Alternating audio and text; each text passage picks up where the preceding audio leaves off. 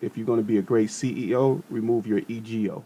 You know, Mm-hmm. because if you can do that, then when faced with situations that might not be ideal, then you're looking at the situation itself versus looking at it as if, I'm this person, you know what I mean? And my title really defines me and how I should respond to this. Create your life. Crée ta propre vie. Create your life. 创造你的生活。 Create your life. Crea la tua vita. Create your life. Ontdek jouw leven.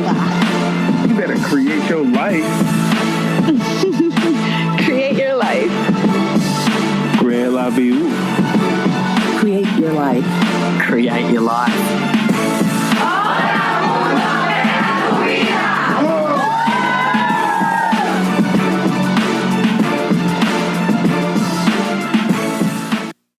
Beautiful people, happy Sunday. This is the Create Your Life series. I'm your host, Kevin Y. Brown, and I just made it back this morning. I flew back from California, and today's one of those CEO talks where you really get to learn about life and perspective from the CEO seat. But before we jump in and I bring you on our resident guest, Todd Wahnish, CEO of Clever Era, and Eric Fondren, CEO of Itelio, let's catch up.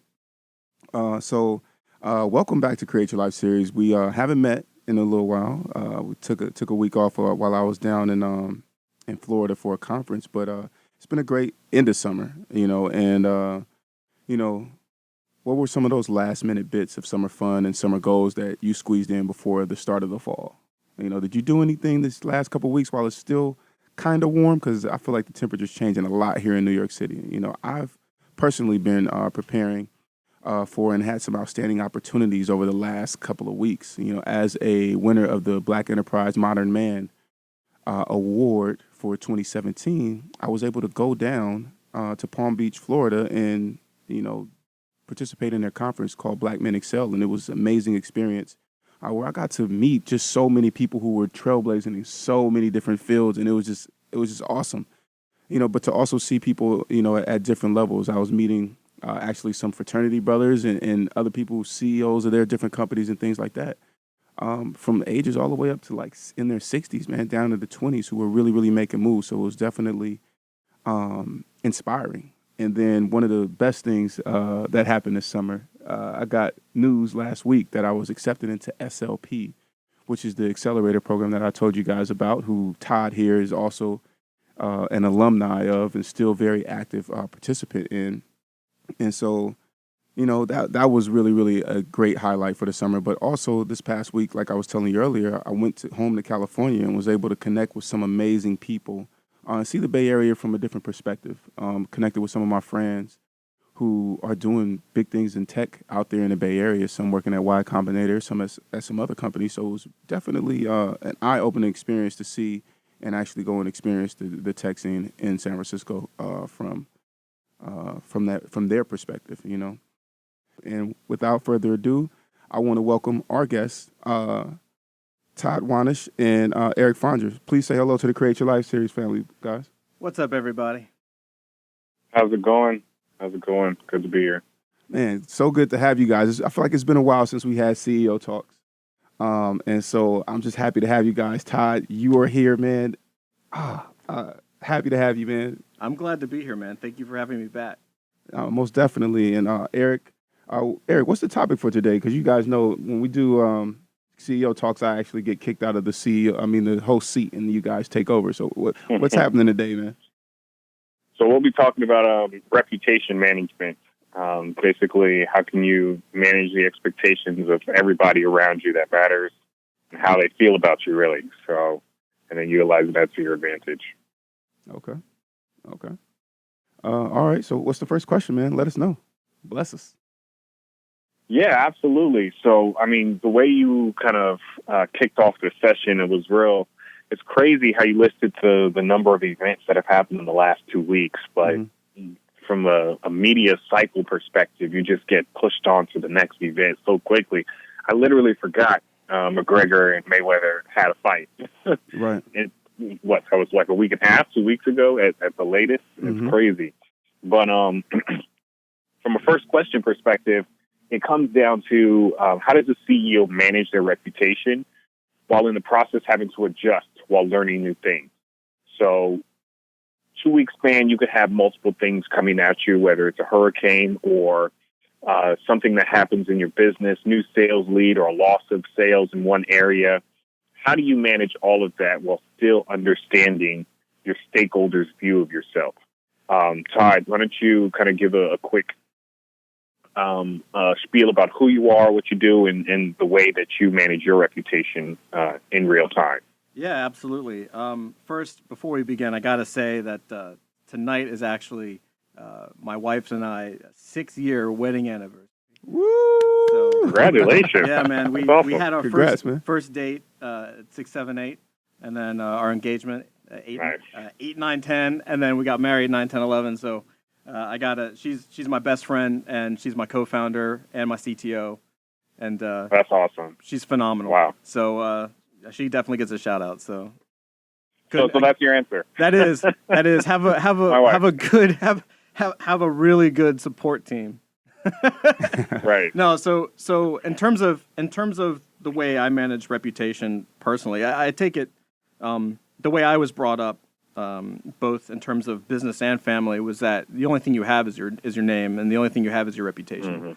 So you have to on one side, I always try to deliver on what I promise on, and I always try to help other people regardless of outcome. Like I don't most of the time, unless it's a strict business deal, most of the time what I'll do is I just help people because I like to help people. And then that in itself is what begins that reputation, right? If something comes out of that, if a deal comes out of that or a business relationship comes out of that, that's a bonus for me. So right there, I think it just begins with trying to go to the core of the person and just recognizing that you got to be a good person to start with, right? Like you don't have to build a good reputation if you're a good person, because your reputation will naturally flow out of it. On top of that, when bad things happen, as they do sometimes, you just have to understand that that's part of business, and you got to do whatever it takes within your power to rectify it. If it's a customer or somebody that has a problem, you better believe I'm on that phone. You know, I'm not too big or too shy to hop on a call and talk to somebody and do whatever I can to fix whatever problem they have. My livelihood and the livelihood of the people that I support depends on me having good relationships, right? Right. I definitely find that acting with humility first helps quite a bit, but the inevitable happens. Something always goes wrong, always. So, and a lot of times, especially with customers, it's an easy one to get over, but really all you have to do is show the customer that you genuinely care what it is that's bothering them. Be responsive, listen to them, actually dive into the problem, and then communicate how it's going to be rectified. And you can keep a customer by just enacting those quick steps, or you can lose them by pretending or acting as if you don't really care as much, or as if they're not that high of a priority. You say you have a really good support system. What type of advisors do you have that kind of help you keep your head on straight? Most of my advisors tend to be people in my entrepreneurial network. So other founders, great lawyers that actually care more about you as a person than just taking a retainer from you. Right. Honestly, it's other. Hard to find. Right. It is. It's just other people who are going through the same things that you are. Right. Yeah. And being open about it. Like I try to be as open as I can, as public as I can about the things that I'm going through with other people, in the hope, not the expectation, but the hope that they'll do the same.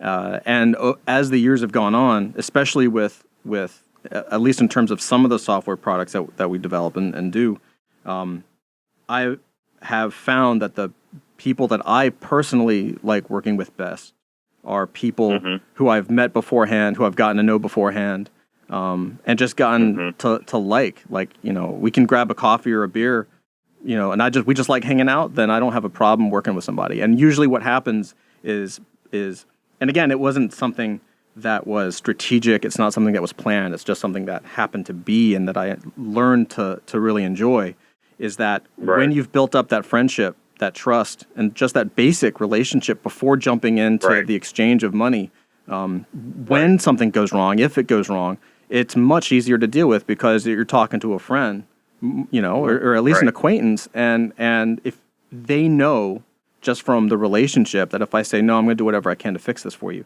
that they have my word that I will go to the ends of the earth to do whatever it takes to rectify the situation, right? Yeah. And they're more understanding. Yeah.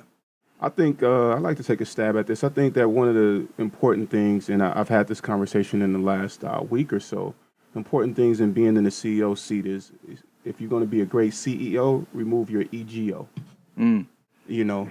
Because if you can do that, then when faced with situations that might not be ideal, then you're looking at the situation itself versus looking at it as if, I'm this person, you know what I mean? And my title really defines me and how I should respond to this. Because we're basically, in the CEO seat, we're on an eternal learning curve. So there's going to be periods of mess ups. There's going to be times where, team members might not be necessarily the happiest with us. But as long as we're not operating from our EGOs, then we can definitely navigate that space and always come back to somewhere good. Like Todd, I remember talking with you, when you first actually said that to me, that you, as long as you're working with friends, then you're always happy and nothing's too big. And a part of our conversation was the reason why we got along so well is because neither one of us was bringing our egos to the table. Right. And Eric, having known you for some time, I also see that about you. Of course, everybody has an ego to an extent, but understanding, okay, man, let me pump the brakes a bit, or, let me handle this with humility. I feel like that helps because when you're learning things, and it's even okay to be transparent with your team. Like, hey, you know what? We're going through an adjustment period right now, or you know what? I might have missed. We might not have made the mark that we wanted to, but we can still keep moving forward. There's still area for improvement, and not just for you. There's area for improvement for all of us. And I think that that's strong and that matters. Right. That's interesting that you take it there because it refers to what else is required other than your reputation management, right? So even though you're out here trying to figure out how other people are perceiving you, how other people are experiencing you, you have to actually think a little bit deeper than that because there are people, these friends, these colleagues, these coworkers that you work with who are going to be experiencing that on a daily basis. So you're talking about how an individual is looking at you and dealing with you every single day they talk to you.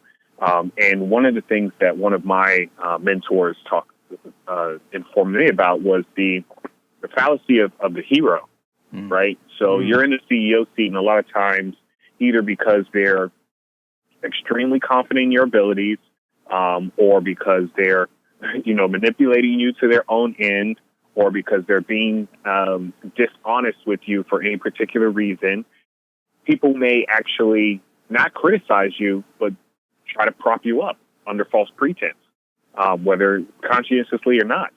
And what happens is you start believing your own hype. And you become dulled to the idea of actual constructive criticism. Right. So if you're talking about reputation, it's not just how other people perceive you, but how you perceive yourself, right? Are you going in believing that you have all the answers, that you can do it right, that you can do it all by yourself? And you have to check that as much as anything else. So that sounds like feelings of self-worth, Yeah, absolutely. And being very aware. Absolutely. And I think, Kevin, to your point about the ego, all entrepreneurs have an ego, right? We have a specific type of ego. Right. Most people dream about, man, I could really do that, but it's us and the people like us that say, no, I'm going to do this, and we actually have the guts and the cojones to try to do this, and that takes a very specific type of personality. So I also think it's important for you to know yourself well enough to trust in what you can do and make decisions based on who you are as a person and what your personal worldview is and who you like to work with and the way in which you like to work. Some people love going after massive venture rounds, and they end up having a board of directors and advisors, and they completely are adept at that. Others are bootstrappers who have mom and pop shops or start from the bottom and work their way up. It's a preference, and there's no rule book anymore. So it's all about understanding who you are as a person and what lifestyle and what is going to push you in the right direction and the way in which you're going to manage it. Yeah, I like to say, sometimes there's a blueprint, oftentimes there's not. Most of the time there's not. So you have to literally, create your life. But you have to literally go with what aligns with you. And that's what's going to help you to avoid falling short as a leader. Because, let's be honest, oftentimes as the leader, you're going to have to follow. And sometimes you're going to have to follow behind the suggestions that your team members make. You're going to have to either follow behind the suggestions that your advisors make, your board of directors, or you might have to. Yeah, and I was about to say industry trends, the market. These are things that have to take place, and so letting that EGO go, at times is what's going to help you to sustain, because there are going to be times, where you have to put your foot down and say, this is the way that we're doing it. You have to make that pivoting decision. And because you're a good leader and because you're a humble CEO that is assertive, of course, then your team will fall in line with you. And Eric, you always say, hire slow, fire fast. And if you have that disrupting, component to your team, then you have to get rid of those players in order to make sure that you all can go in one direction together. Right. I think even if you're working with friends, when it comes down to business, you ultimately have to detach yourself from the successes and the failures that occur. Otherwise you'll be mentally too much on the roller coaster. And I've been there in the past before, where every success, every time someone said great presentation, you got a little bit of an emotional high based off of that. And then every single failure was just like the pit, just took you all the way down. Until I learned that that's just the cycle. There's going to be a failure. There's going to be a success. I know I'm walking in the right direction, and so I have to be comfortable walking in both lanes. Because ultimately people are going to look to you to be grounded during either one of those times as well, and you become a beacon of stability ultimately while you're walking through your business journey. Eric, what are some of the things that you've done? And Todd, too, please chime in. I think that'd be really important for our listeners. What are some of the things that you've done in order to maintain that stability when you have the highs and when you have the lows? And ultimately, how have you, managed to detach from that? Right. Speaking with people about things that they've gone through in the past lets me know that I'm not the only one going through a struggle. So it's this level of woe is me because I'm the only one who's ever had this type of pain situation that you got to get over. Everybody's been through it in some form or fashion. So learning you're not special helps, especially in the down times. Deriving value, personal value outside of my business ventures. So knowing I'm valuable as a father, as a husband, outside of my business ventures, as a friend, as a colleague, that allows me to know that, regardless of what happens in either domain, I can fall back in a belief that I'm doing something right in this world without it needing to all be in my work, right? So having a work-life balance, that's really what I'm saying there. And then ultimately, continuously checking in with myself to see if what I'm doing and where I'm going is where I want to go. Right. So it's very easy to get stuck in an idea of what success should be and then just walk that path. And it builds a lot of resentment. And if you're not aware of when that occurs and how it can occur, ultimately you're not going to get any value out of your business either, because you're doing it just because you believe it's the right way to succeed. And that's when you say there's no rule book, success has no rule book, and you should be comfortable chasing your instinct to some degree. In order to stay stable in what it is that really drives you forward. But again, that's a very personal battle. I don't know if I can put that into words in any better way. No, I think that's good, man. And for me, it's an unflinching determination not to stop. The only way you fail is if you stop. And the other realization is that essentially building a business is the failure Olympics, right? You fail and you fail and you fail and you fail, and then you fail a little less and you fail a little less.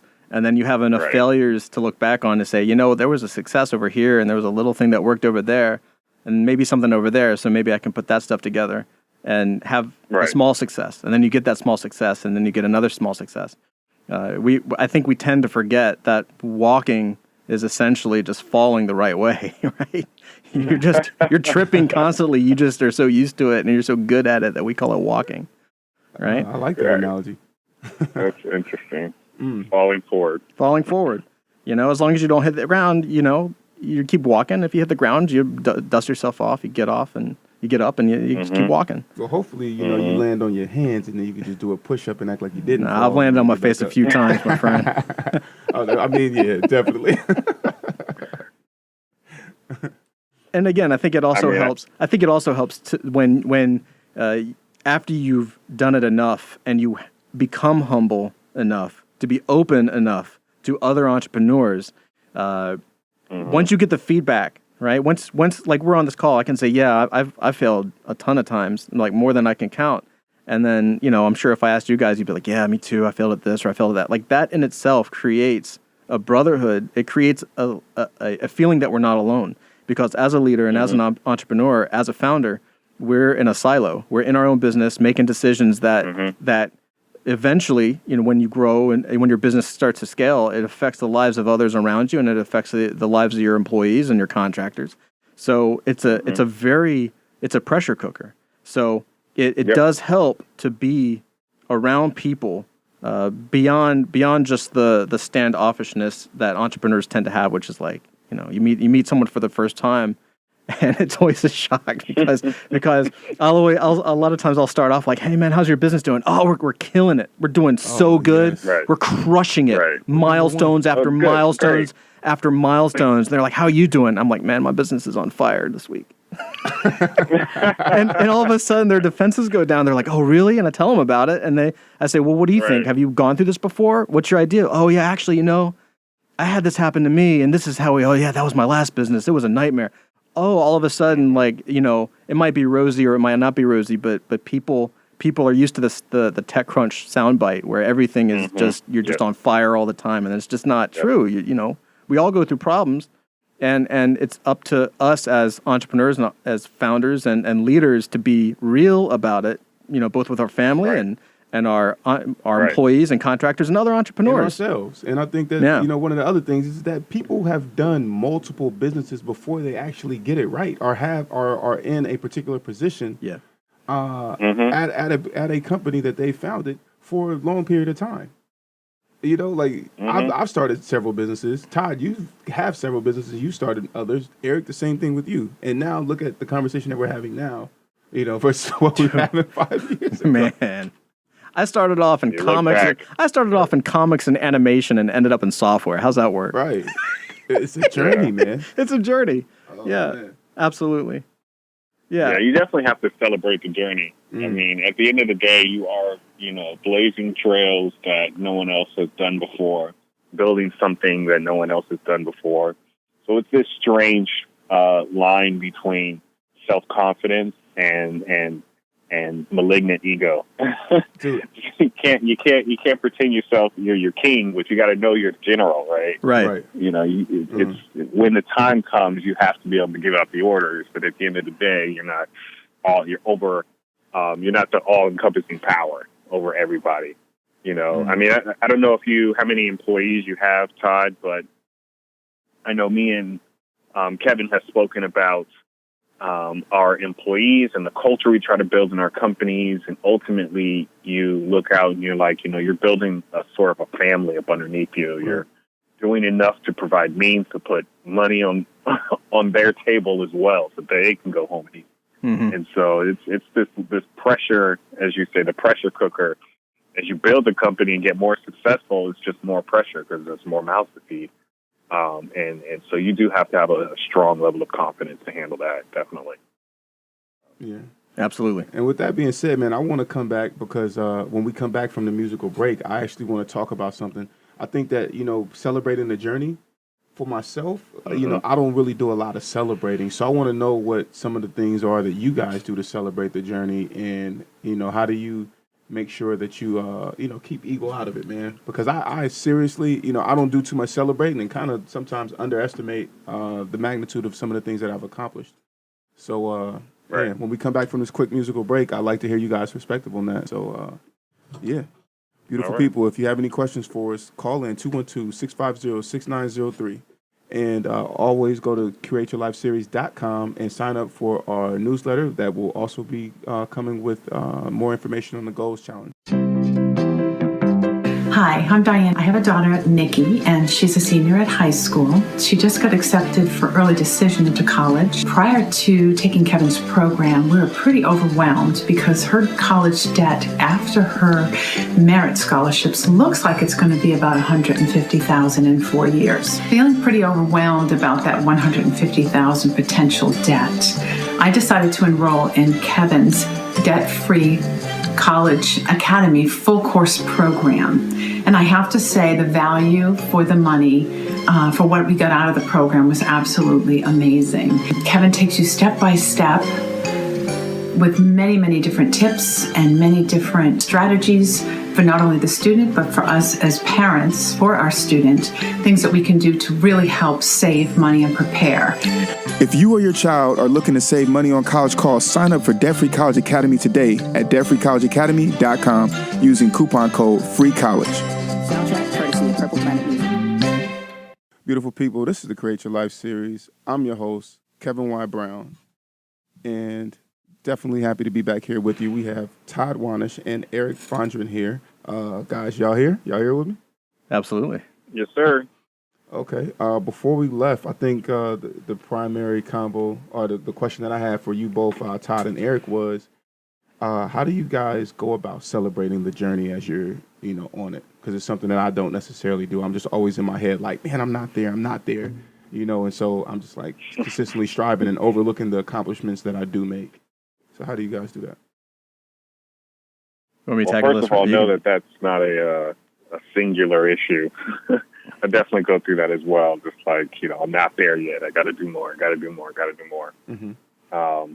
But in terms of like celebrating small issues, it comes down to like the culture you place in your team. Right now, I have a pretty small team, and we're all on the software side at the very least. And usually, we have small sprints. We'll do 1 week, 2 week sprints where we're releasing new code, putting new features into the system. And I think the way we go about that process allows us to celebrate the small wins. So we all know exactly what needs to get done, how we want to get done. And when it does, we'll sit back, we'll go out to lunch, talk about it. Everybody's just really in sync in terms of what it requires to push the company forward. Other than that, I think that usually we'll do business conferences a couple of times a year. And a lot of times that allows you to get away from the hustle and bustle of it all and really just enjoy the team outside of a business environment. And that's, I think, probably the best way to celebrate. Get away from a business environment. And as Todd says, go be friends with people you can be friendly with. Mm. Yeah, and I would say that similar for us, we celebrate small wins. We do sprints as well for software development. And when we hit milestones every couple of weeks, we'll have a little drink, say, congratulations, great, let's get back to work. Because I think big celebrations, the journey is the celebration. Having a massive celebration suggests that it's either a beginning or an ending. And I used to always think that it was a problem with me. I would see people take on these huge venture rounds and then go out and have massive parties with like hundreds of people, spending that cash instantly. And I was always like, why are you guys celebrating? You ain't started yet. Not only that, you're now in debt. Hooray, we're millions of dollars in debt. Let's celebrate. We owe people millions of dollars and we haven't built a product yet. Let's party. Like that just makes me nervous. Forget that, man. And also celebrating when you're in product mode or in development mode or maybe had a release. I mean, you're so busy. Again, you don't want to celebrate because things change on a dime.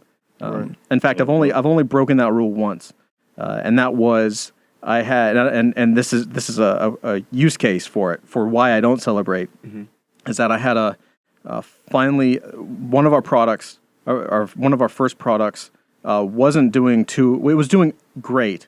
It was doing good in terms of growing its user base. And then I listened to an investor, and it was sound advice, I thought. There was nothing wrong with it, but it wasn't right for our business. But I listened to it, and everything tanked. So it wasn't doing well at all. And out of the blue, somebody came by and asked if there was a possibility to white label the service. So I said, of course, that's the next thing on our product roadmap. So let's talk about it. That's crazy. You should say that. That's exactly what we're working on. Why can't everybody white label it? Always, man, always. So we ended up doing a deal, and it was the first time. It was huge for me. Again, single founder, co-founder with my wife. Right. It was a mid six-figure deal, and I had the contract. I had it signed. I was waiting for the percentage up front, and my celebration was to show my grandfather, because he was my very first mentor. He pretty much raised me growing up, and he was also one of my first investors. He trusted me with a little bit, and I wanted to. And he was he lived to be close to 104 years old. Wow! So for him, $20 was like a steak dinner, like practically a car. So to show him a contract. And he was a lawyer, so to show him a contract that he could read and understand that it was something real, made my life. It was, he probably, he was proud for me and proud of me, but it was more for me to celebrate where I had gotten to, because he would have loved me either way. And of course, the downside is that the deal didn't work out. It didn't go through. It went south real fast, which I should have figured. But that's also, so that was the one time I broke the rule, right? I had to celebrate to show somebody that I cared about, who had faith in me my whole life to get me to where I was able to pull a contract out of my backpack and be like, "Hey, Grandpa, check this out." Yeah, Right. Interesting. Yeah, it feels good to be able to get others to celebrate, the small journeys with us, because a lot of times they put in as much emotional work as we do. Yeah, they're just living it on the sidelines. I know celebrating my wins with my wife, despite her not being, a co-founder like yours, Todd, she's still, I still think that without her, I would not be. She's still your co-founder. You just haven't acknowledged it. Yeah. No official title yet. Yeah. Doesn't come with options. But yeah, it's you celebrating with the people who have your back the most. Also is a good way to do it. That includes your team, obviously. But I think that instead of focusing on the celebration, it's focusing on experiencing the wins and the failures together as a group, having the same mindset, and that in and of itself is something that can be emotionally sustaining, as opposed to needing to celebrate every single little stamp or sticker on the passport. Right. And I think also I tend to try to think small. Right? Everyone says think big, think big, think big. And it's true. You got to have vision. You got to understand where you think you want this ship to go. But you need to think small. You start with getting one user or customer, and then you get 10 users or customers. And then after 10, it's maybe 100. You just hit those milestones. So as you grow and as your business grows, and as you grow as a person and as a leader, you start to understand that by the time you get your millionth user, if you get your millionth user, it should be just as small of a victory as getting your first. It's just as important, right? There's no, you can have massive parties or whatever at that point because that's a huge accomplishment, and we all recognize that. But internally, you should still treat it as like, that's great, guys. Now, what's our next goal? See, and that's how I look at things. Right. That's how I look at stuff. Is I'm always saying, you know what? For example, getting in the SOP, huge accomplishment. But as soon as I got my acceptance email, the first thing I said is, now the work begins. Yep. right? And for me, that's all I'm looking at. Like my whole thing is I'm here for results, and I'm here to kill SHIT. Like that's it. That's what I do. You know what I mean? Because you can't curse on radio. But so that is literally like that's all I focus on. Okay, you hit me with a problem solution, win, however. So that's just pretty much where I'm coming from and how I view things. So that's my perspective. But hearing what you guys have said about celebrating the small things and just acknowledging it, I guess is a big thing. Oftentimes my friends are more happy about things and accomplishments than I am, and I'm just kind of like I'm just looking for the work, man. Yeah, man. Well, that's the whole thing. I mean, you all of us have sacrificed weekends of like going out, hanging out with friends, or hitting movies, or playing games, or hitting clubs or bars, or I mean, I was working 100-hour work weeks when all my friends were having nights and weekends off and chilling out. And did you see this show? Right. No. Did you see that movie? No. Dang, dude, what do you do? I'm working. Oh, you're a workaholic. I'm not a workaholic. I love what I do. What I do happens to be my work. I'm blessed. Don't stop me. Right. Don't try to don't stand in my way, man. I'm good. I love what I do. Why would you want to stop me from doing that? You just don't like the idea of work. Very true. Right. Eric, very true. Question for you, Eric. I know that your team, you know what I mean? Your team is small now. It's been bigger. You've experienced some different number of employees. How do you keep a good relationship with your past employees to make sure that your CEO reputation is maintained? To be honest, I could probably do a better job at that. Okay. But ultimately, I do believe that I have and have had a strong relationship with all my past employees. Mm-hmm. They've either used me for recommendations, even if it's been months. I've had some of my employees come back and say, hey, I need this, I need that. And it's no big deal because they left amicably. We still have a really good relationship. Most recently, I lost an operations manager that was really good at what she did, helped the company drastically during a pivotal transition. And she was only with the company like 5 months, but she was just so solid. And from a conscientious standpoint, I do need to do better in terms of keeping that relationship open and developed. But I think that keeping people abreast, even if it's just like quarterly, like check in, seeing how they're doing, because you met them, you knew who they were, and if you have a good rapport, then you probably learn certain things about them. Like this particular individual went to my baby shower. So, I know I met her daughter. It's about 1.5 years old, probably 2 years old at this point. And so certain things about people. It's about being genuinely interested and in acting on that interest.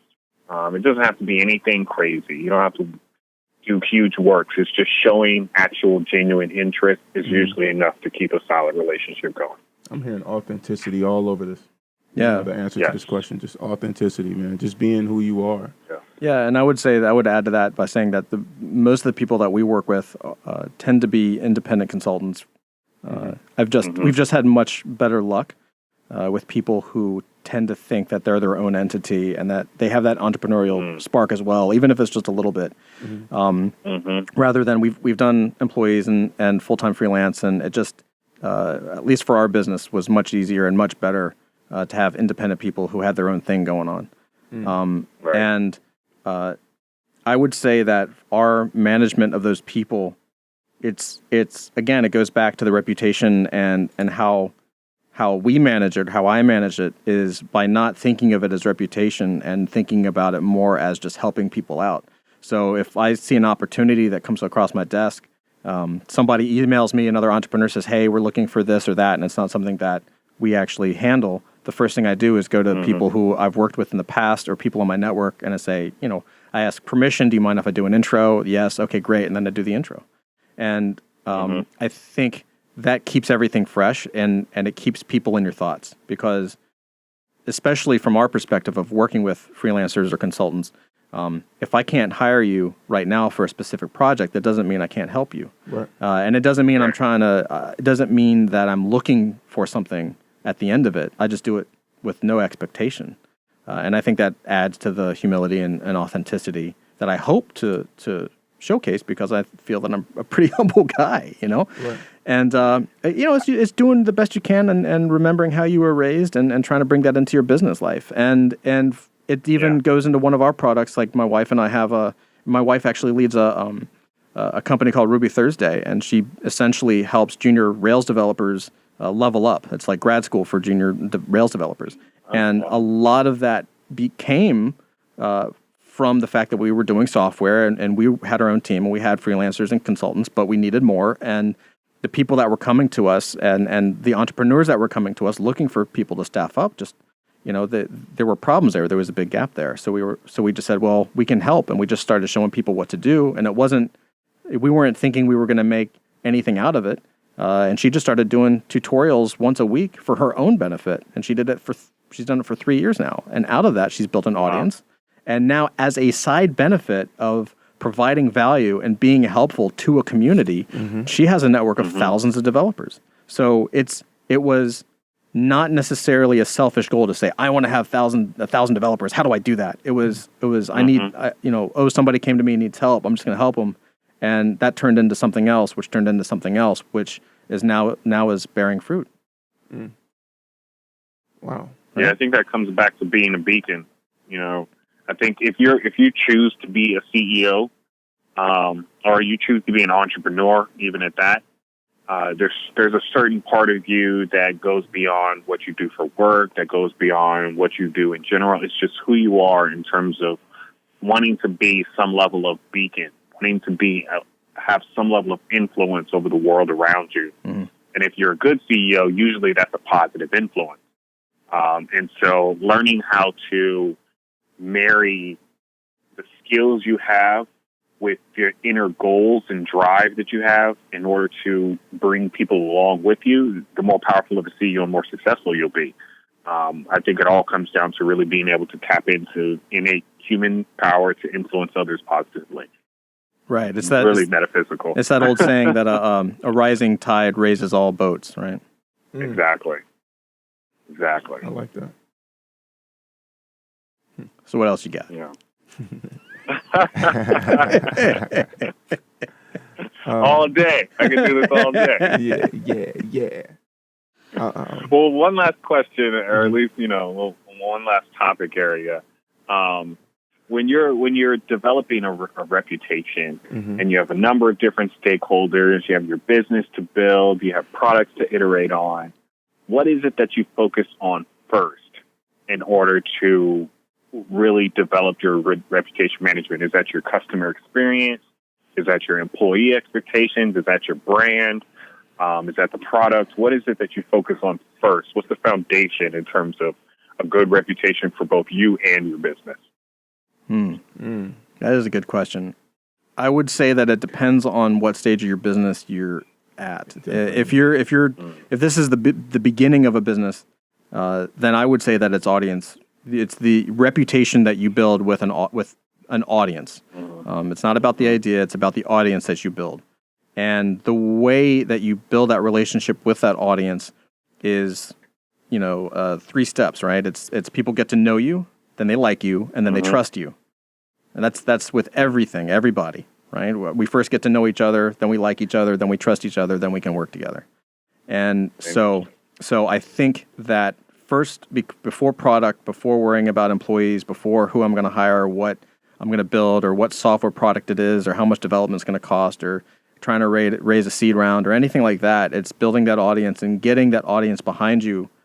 Because once you have a passionate audience behind you, the rest kind of falls into place. Having a passionate audience and having a relationship with a group of people that are there to support you gives you the ability to make mistakes.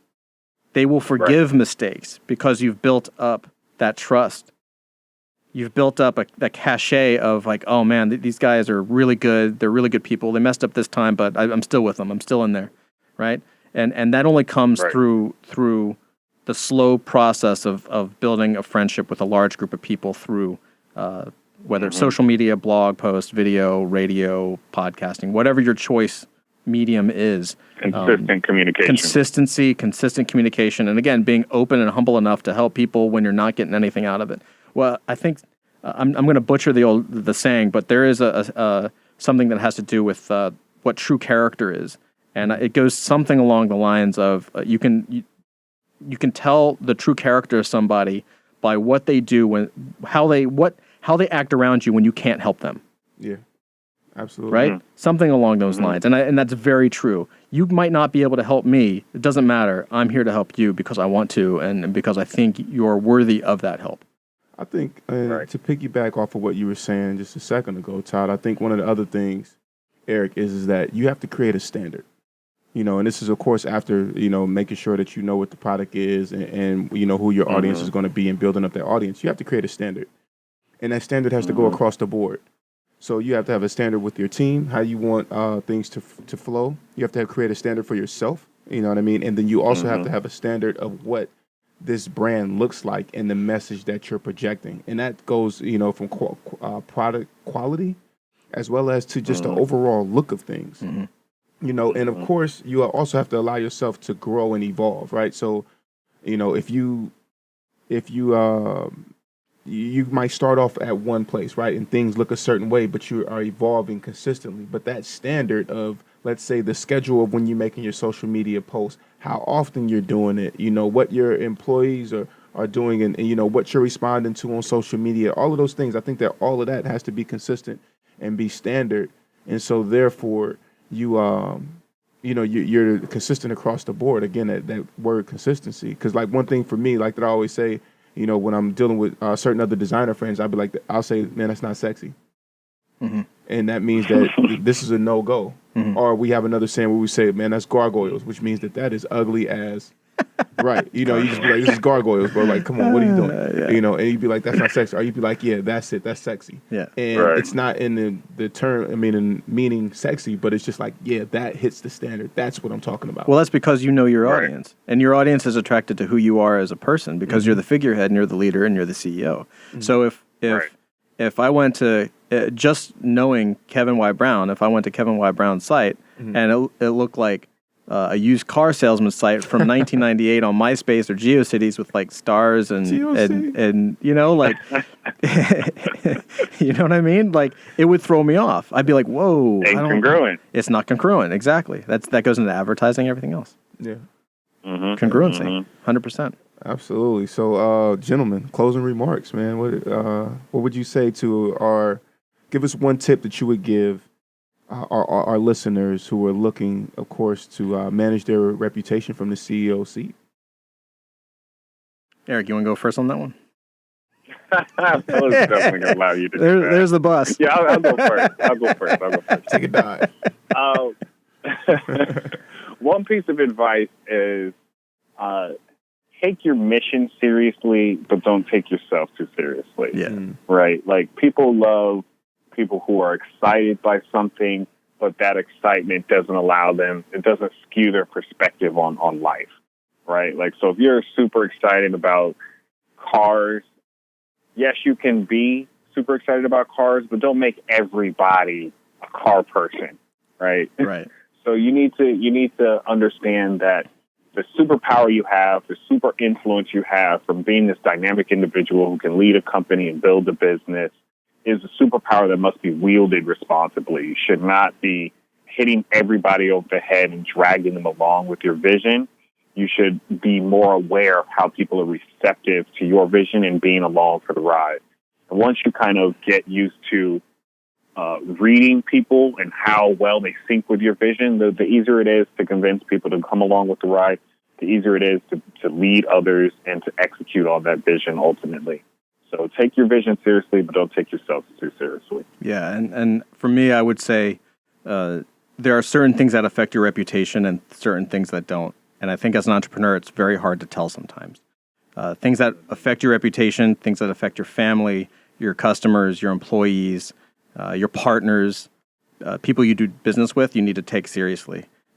People just throwing shade at you on social media because they're jealous of you or because they wish they had thought of it.